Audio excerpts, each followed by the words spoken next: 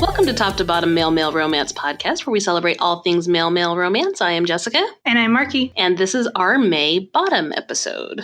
Yeah. Real fast before we get into all the fun, awesome things that we have to talk about today, I wanted to remind everyone that we do have a Patreon set up. All of our Patreons are able to get access to early information when we have it to give. As in, if we have a heads up about an author who we're going to be bringing on, our patrons get to submit author questions. So if you haven't had a chance to go check out our Patreon, make sure to do that. We also have reader groups set up on Facebook and Goodreads, where you can jump in and talk about our bottom picks of the month or whatever book that you're obsessing about right now, a good movie that you've seen, comic book series that you just picked up, anything related to male romance or general silliness, you can jump in and talk to us about it. We definitely encourage it. And also don't forget, if you have a chance to go and leave us a review on whatever you're listening to us on, whether that be iTunes or Spotify or whatever it is you do, because that helps us get visibility so more people can find us if they're interested in male romance. Absolutely. So to recap, our bottom pick for the month of May was Sinister Hunger by Katze Snow. And we got a chance to talk to her in our previous episode. So if you haven't had a chance to go listen to that, make sure you do that. She was really fun to have on the show. We had a blast talking to her about her works and everything like that. So definitely check it out. And we always do a giveaway for our bottom picks. And so that was no different for this month. We had our winner was Charlotte R. So keep an eye out on your inbox. We'll be sending you a digital copy of Sinister Hunger. Yeah. We are going to be discussing Sinister Hunger. Before we do, something that we were kind of chatting about earlier today that we had to refrain from getting too deep into because we wanted to talk about it on the podcast were some of the trends that we're kind of seeing in male romance, or just like general thoughts about watching trends as they happen. So one of the things that I've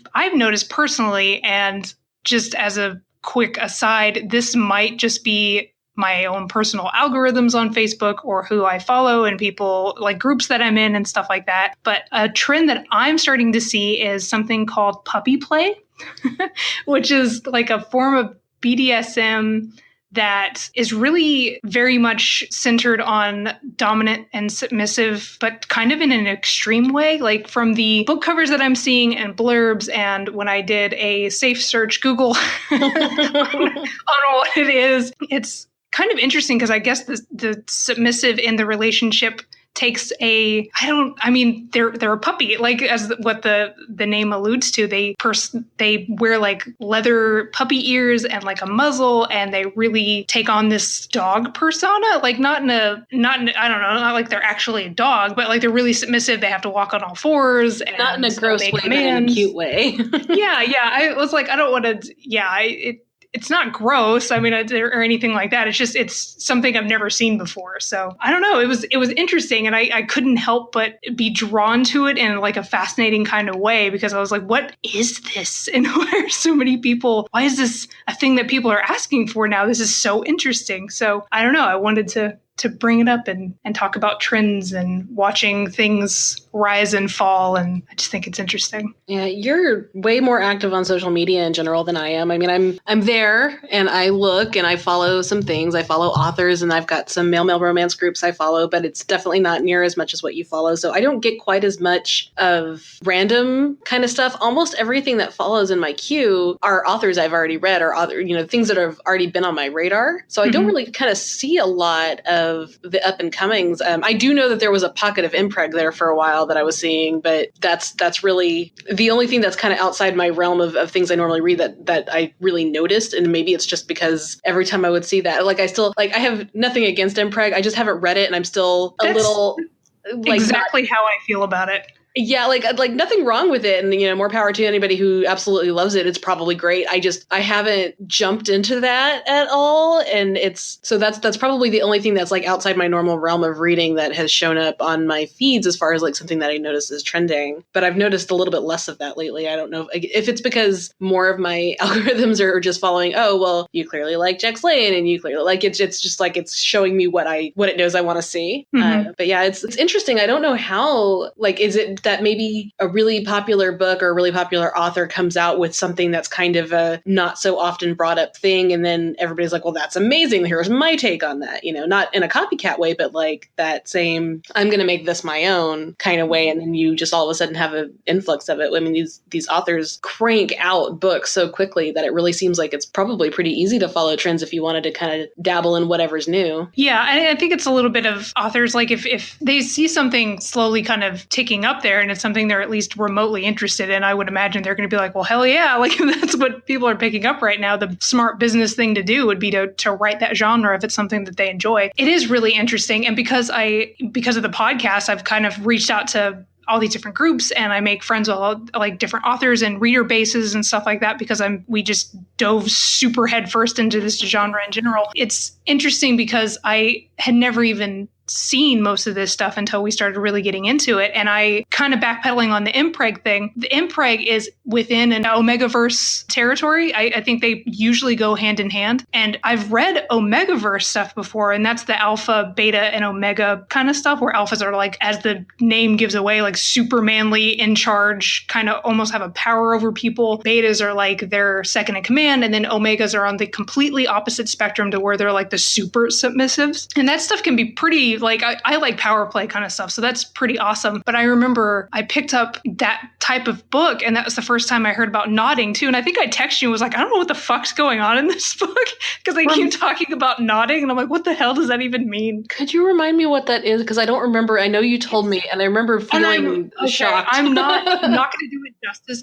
because to be super fair, I read that one. No, I think it was 2 books because it was a series that somebody was talking about. And I was like, yeah, fuck it. So I picked it up. And I read 2 books, barely understanding what was going on. But I think it has something to do with the Omegaverse rules as far as the whole shifter things, because they often are some type of werewolves or wear something badass. And I think that has something to do with the mating process. And I think something like comes out of their dick and like locks them to whoever they're having sex with, but I might be totally fucking that up. So heads up, might be wrong. But I remember there was a scene where this dude was about to finish in this Omega's mouth and his alpha had to be like, don't do that because if you like knot his throat, he can't breathe. So I was like, what is happening here?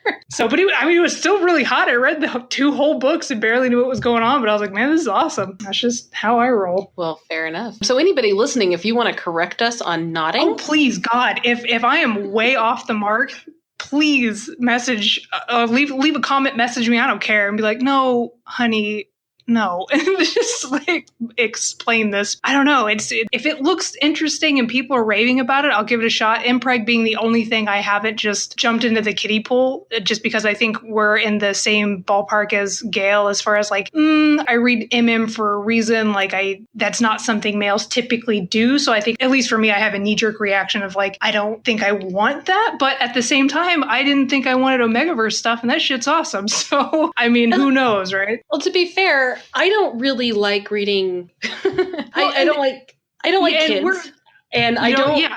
I'll read things that have families in them, and that's fine. And I a lot of times will love that. But like, I don't, having that as like the focus of it as somebody bearing and then having and then raising a child, like that's not something that I'm drawn to. And I think that even if that has very little to do with what those books are about, I think that's why they haven't quite made it onto my to read list. I really feel like I should read some of it so I can experience it, because I have surprised myself in the past. And really when it comes down to it, I've said it a million times, if there's good characters, it almost doesn't matter what else is going on. So I'm probably not giving it as much of a chance as I should. So that's another thing. If you guys have some really good impreg recommendations, like really solid characters, really good plot, let me know and I will read them and I will tell you what I think. Yeah, I was about to say, if anybody has good recommendations as far as maybe a beginner book for that, like we talked in previous episodes about if you were getting a friend into MM romance, what would you recommend starting with and stuff like that. So if there's a good impreg book that you guys would recommend that maybe doesn't like, I don't know, maybe segues you into it easy or something.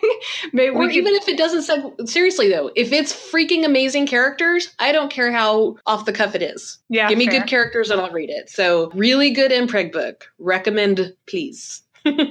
Yeah. Okay, that's fair. And, if we get some really good recommendations, we may have to just give it a shot. So, I mean, I'll go for it. So, but, fair enough. Yeah.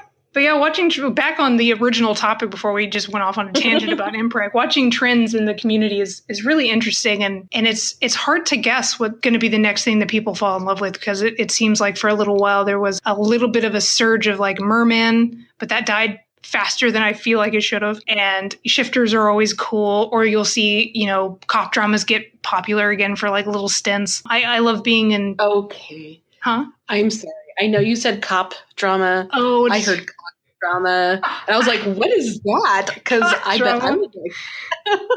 Oh my God. I'm sorry. Did you just... I feel like this should be a thing, and I want to make it a thing.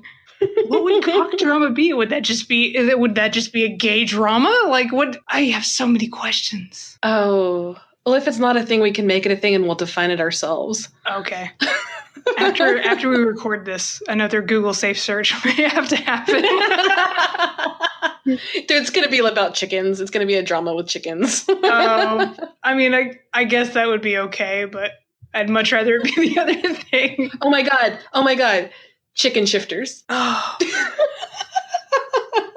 I'm sorry, you guys, we just got off of work, and I think the ridiculous level is probably up a little extra, a few more notches than normal. So sorry, not sorry. Enjoy. Chicken shifters. We're quick to laugh, but I mean, there's some really solid books that have like bunny shifters, and I was the first one to be like, what? And then I read the blurb and was like, oh shit, now I gotta read this. It sounds great. So yeah, I'm always up for like a different kind of shifter. Like I always, because there's so much lore that gets built into that. I've never seen, I mean, it might just be being rather selective, but I've never seen bad lore when it comes to shifters as far as something I've read. I'm sure it's out there, but like usually the lore behind it really makes it something. Right. So I think that's a really good segue. God. Speaking of not your normal shifters. So we've mentioned before, we're not going to make this a self-promotional tool kind of thing, but the day that this podcast drops is the day that Markie's first book comes out. Yeah. So it's under her pen name, Masmatics. Markie, tell us what the name of your book is. It's called Heartache and Hoofbeats. It's Stallion Ridge #1, and it is about a centaur shifter sheriff in an old Western-style town, and he has to take down a notorious Iron Bandit troop that comes through trying to rob a train near Stallion Ridge. Maybe gang. Maybe gang instead of troop. It's better than troop. I'm thinking like performing bandits. Oh my God. That would have been one great. book at a time. One book at a time. So yeah, it's about remember that for later. Yeah, right. It's a spoof short story where they're all sing, and it's great. But anyway, yes. So it's about Centaur Sheriff who takes in one of the Iron Bandits, who is a smartass, whiskey-eyed, handsome devil named Jesse, and it's great, and you should read it. Aside from just, letting you guys know that she has a book out and you should go buy it, especially if you do it this week, it's only $1 before it goes up to normal price. So do that. We'll have a link. I'm sorry. She really didn't want me to do that, but I'm supporting my friend, so suck it. But the reason we really wanted to bring this up is, so this is still, even though she's published a book now, this is still a fan podcast. We are always going to do our book of the month where we're celebrating the books that we love to read and talking about the genre that we love. But this has really kind of given us both, especially Markie, but given us both a lot of insight into what the authors that we love and go through to put out the work that drives our passion for the genre. Yeah, I will say it, and I feel like such an ass, but I thought it was going to be easier. Like I thought the hardest part was going to be writing the book, and that is so not true. Like that, it's hard work, of course, and there's a lot of drafts and editing and rewrites and thinking everything sucks, and then it's wonderful that it sucks. Like it's, the normal cadence of putting your brain into words and then throwing them up at a paper. But the real struggle is when we started having to look into costs for getting a cover made and how that works out. Like the artist who made the cover for Heartache and Hoofbeats is a good friend of mine, and she was patient enough with me that she didn't just slap me upside the head. She was like, well, what do you want for the cover? And I'm like, I don't know. Like, just do, like and I'm one of those people that I don't have an artistic vision for art like that. Not in a digital sense. Like I can write, but if I had to draw or paint anything, it just like it's so out of my wheelhouse. So, having to sit down with an artist and plot things out like that, and then working with editors and beta readers and figuring out what the hell's an arc. I don't know, like just, stuff like that. It's grueling. And then marketing. I don't even know if I want to talk about marketing. It like upsets me. Like figuring out how to reach out with newsletters and promotional stuff, which isn't easy or cheap. I was surprised about how much money it took to self-publish a book. I can't even imagine if you went traditional, how expensive it is, So it's the people who I follow, the authors who we've had on the show, the future people who we're going to have on the show, anybody who's out there who we don't get a chance to have on the show or talk or whatever. I love you. Like, this is hard work. I can't even imagine. Like, I did one book, and this has been months of blood, sweat, and tears. But like fucking Sloan Kennedy will come out with one like every 2 months. I'm like, how are you not insane? I don't understand. Like, I don't know. That was my long rant. I think that's where the quote "We're all mad here" comes in. Yeah. Fans and writers alike, we're all insane, and that's why we are in this tribe together. Yeah, I guess that's true. I mean, the authors that I talk to on a daily basis are just nuts, and I love them. So that's what did it. They're crazy because of this. Yeah, even just listening to, you tell me, okay, well, I've got to get this ARC stuff set up, and I'm doing these Facebook group takeovers and this and that and the other, and you're like listing off all of these things that you're doing, and I'm not doing that, but you telling me is exhausting me. Like, don't stop talking to me about it. Yeah, no. Not what I'm trying to say, but like just even the thought of everything that goes into that, like I like to write, and I've written some things, but I've never gotten to the point of publishing, and this has definitely made me think twice about that step, because there's just a lot of stress involved, and it really does. Just seeing you go through that has made me. I've always appreciated the authors and generally artists in general that I love and respect. Like, I love their work, and therefore I've always had that level of respect, but now it's just kind of gone that much deeper because I've gotten to witness more firsthand the kinds of things that they go through to provide their art for us. And it's amazing, which is why I'm the kind of asshole that has books in all three mediums. I'll have it in print, digital, and audio, like for the ones I can, because I not only like need all versions to subsist, I also like to support. So it makes me feel better about my ridiculous spending habits on books. Yeah. At this point now, I will never bat an eye about spending money on self-published books ever again, because I'm like, I know now what all it took for this thing to happen. Whatever you want a hug, like, just seriously. So yeah, if buy everybody's books and give them mad props, and just love your favorite authors, guys, because this shit's hard.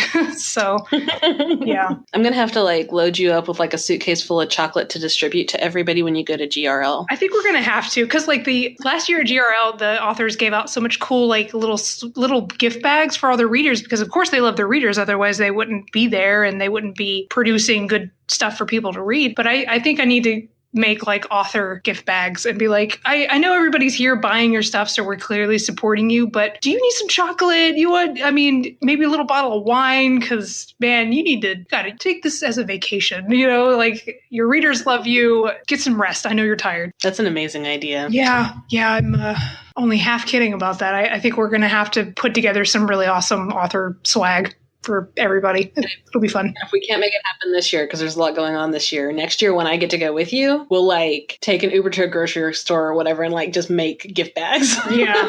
I think we could get pretty fun with this. Pin in that. Yes. So we've been rambling for a while. I think it's time we talk about our bottom. Yes. Well, I was going to say, so for this month, again, to reiterate, we did read Sinister Hunger by Katze Snow that came out last month. And yeah, what'd you think? I really enjoyed it. I'm already a fan of Katze's work from her past dark stuff that I've read. So going into this one, I knew it was going to be more of that. So I was already pretty excited. And like we had brought up in her interview, the world building was fantastic, but I really, really enjoyed the dynamic between Maddox and Vincent, because again, I like the power play stuff. Maddox is like super ultra alpha vampire and is real quick to put Vincent in his place. And I thought it was very sexy. So, and I after I finished the book, I sent Katze a message. I was like, why do you keep making me have crushes on really fucked up men? And she was just like, LOL. I enjoyed it. I thought it was a lot of fun. It's definitely, definitely dark and gritty, but that's her style. She wasn't shy about the fight scenes were badass and had spoilers, like spines getting ripped out and shit. It was fun. If people don't realize by now, when we're talking about our bottoms, there will be spoilers. Yeah. So from here on out, spoilers. Yeah. So I still stand by my favorite thing about this is the world. I'm really, really fascinated with what she has done with this, with the sanctuary cities and talking about the collapse of the economy and how everybody's living right now. And then how the sanctuary city is like this place of like luxury and everything else is barren wasteland where nothing can survive practically. And there's 7 of these sanctuary cities, like 1 in each continent. And you kind of find out midway through the book, even though you kind of already know, all of these sanctuary cities are run by a governor, and these governors are firstborn vampires. And that doesn't seem to be widely known because our main character, or one of our main characters, Vincent, was woefully confused. Yeah. So, but it's super fascinating. I'm really, really interested in how she came to do that. I don't read a lot of post-apocalyptic stuff, not by design, just because there's not as much in the genres I tend to read that's post-apocalyptic, and I really enjoyed that. Back to talking about Maddox Kane. So tell me he's not an evil Geralt. Oh my God. Why did you put that in my fucking brain? That's who I was picturing. He was totally... So if you haven't played The Witcher, Geralt is this character from this game called The Witcher, and he is a sexy, sexy man with long silver hair. And this is how I pictured our main character villain thing, guy, person, vampire. That's... I don't have like a really like firm picture of Vincent in my head. Yeah, I think she's posted pictures because she has like muse pictures about what her characters look like and stuff. And you know what? Now that I think about it, I think she did post a picture of Geralt at one point. And now I just feel silly. But yeah, no, that's spot on. That's now what he looks like in my brain, which you've made it worse. Yeah. So I don't tend to... I tend to shy away from the non-consent stuff. There's always exceptions to that rule. I will say that if you didn't read this and you're still listening, even though we told you there were spoilers, first, you're silly, there's spoilers. But second, if you have a hard time with the non-consent, this one may not be for you, but there's 2 moments of it. And I feel like the first one, if you skip it, you're not like, it's not going to change your vision of the story at all. But the second one, you really do kind of need to see it because it's pretty impactful. And that one actually, strangely, didn't bother me as much because it was so pivotal to everything that was happening. And damn it, Katze, that cliffhanger. Yeah. You weren't... I mean, she was not kidding. And she did warn us, so I knew it was coming. But damn it. And it also didn't help because she named him Yuri. So like in my head, he looked like Yuri from Yuri on Ice. So like the whole time I was like, dull. And then his head's in a box. I'm like, somewhere Victor's crying. You ruined my life. Oh. Yeah. Now Yurio can now succeed. I mean, no, wait, what? Jess, false. I'm sorry. We will fight. I'm sorry. That's another show. Yeah, fantastic world building, really interesting characters, lots going on. Like there's never a dull moment for sure. Oh man, we didn't even talk about this like in person with each other. And it's probably good because we tend to waste a lot of our podcast conversation in person. We get excited. We do. So there's that scene where Maddox's sister is there and it's like a circus tent. Oh yeah. So circuses and carnivals are like some of my favorite things on the planet. Like I love and adore anything that has to do with that. So that was kind of fun. I mean, there's a lot of screwed up stuff happening in that tent, but it was like this nightmarish circus carnival with vampires and shit. So that was a highlight for me. That was pretty cool. Mm-hmm. Yeah, I forgot about that. Because I had made note of that when I was reading it, and I was like, "Ooh, Jessica like this, dude." And like that moment where like the way she described the vampire like slithering down her web of silk or whatever was super cool. And I was like, ooh, shit. I don't know. It was a really cool visual moment, like making her into a spider and then she like latches on. It was pretty cool. Yeah. I like the politics between the vampires. Like I'm very curious to see how that plays out and how the hierarchy goes and everything like that. So it's good shit. I really like this book, and I think the series is going to be really badass. And she had mentioned on her Facebook recently that she's going to be knocking them out. She's got like a schedule set. She's going to be releasing books like every like couple weeks. So she's not messing around. So hopefully, luckily, go ahead. Well, she said that this one, the sequel to this one, the next one is going to be hopefully coming out in July. So not too long of a wait. So we can see what the hell happens next, Katze.